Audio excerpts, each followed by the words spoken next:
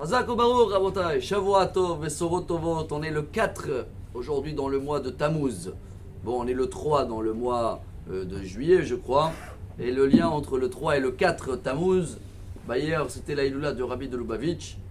Et aujourd'hui c'est la Iloula de Rabbeinu Tam. Vous avez tous entendu parler de lui. Nous on doit avoir un honneur pour lui particulier parce qu'on est au centre Rashi qui porte le nom de 100 grands-pères. Rashi il avait des filles, quelques filles, que des filles. Et une des filles s'appelait Yocheved.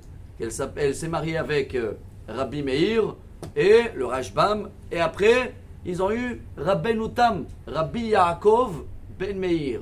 D'où il vient le mot Tam en hébreu, intègre. Ve Yaakov ishtam yoshev ohalim. On remonte à l'année, c'est à Romrupt aussi. Je me rappelle, j'ai des souvenirs parce qu'il y a une dizaine d'années, j'ai pu aller là-bas à 3. Bon, on était à 2, hein, mais on a pu arriver quand même. Et on cherchait là-bas la tombe de Rashi, etc.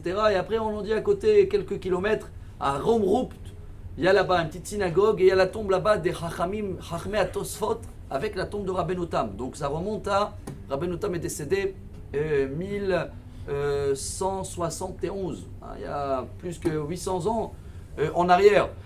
Et pourquoi on parle de lui? Parce qu'il y a une des règles jusqu'à aujourd'hui, que c'est Rabbeinu Tam, qui a été accepté par tous. Je ne parle pas des règles qui ne sont pas encore acceptées par tous. Exemple, tfilin. Il y en a qui mettent toujours, tous les jours, un deuxième paire de tfilin. Ça s'appelle les tfilin de Rabbeinu Tam. C'est les mêmes parchemins comme un Rashi, sauf que l'ordre est différent. Mais ça touche que certains. Il y en a des gens que tous les soirs, ils vont faire sortir la nuit ou le Shabbat, Rabbeinu Tam. Ce qui veut dire 72 minutes après le coucher de soleil.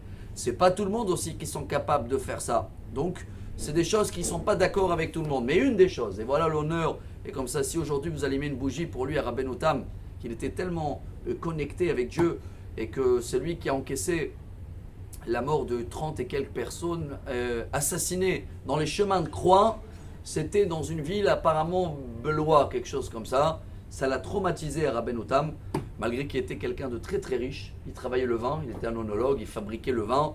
Et c'est là où il a tout perdu.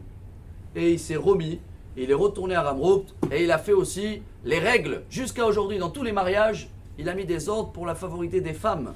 Qu'ils ont aussi le droit d'amener leurs biens, des takanot, netunia. Avant de se marier, ils amènent ce qu'ils veulent. Mais au cas où le mariage, il y a eu un problème ou quoi que ce soit, au moins chacun peut récupérer son argent. Alors voilà un petit peu sur un pied l'histoire de ce grand rabbin, Rabbeinu Tam, que le lien entre lui et le rabbi de Lubavitch, Rabotai, c'est de savoir à diffuser. À l'époque, c'était lui qui a remonté toute la Torah dans toute la France. France, Sarfat, c'est au Paratsta, diffusé partout. Alors comme Rabbeinu Tam, comme le rabbi de Lubavitch aujourd'hui, que chacun de nous prend un petit peu de cette lumière, on essaye de diffuser autour de nous. Et comme ça, Bezrat Hashem va avoir une excellente semaine. Amar Rabbi Elazar, Amar Rabbi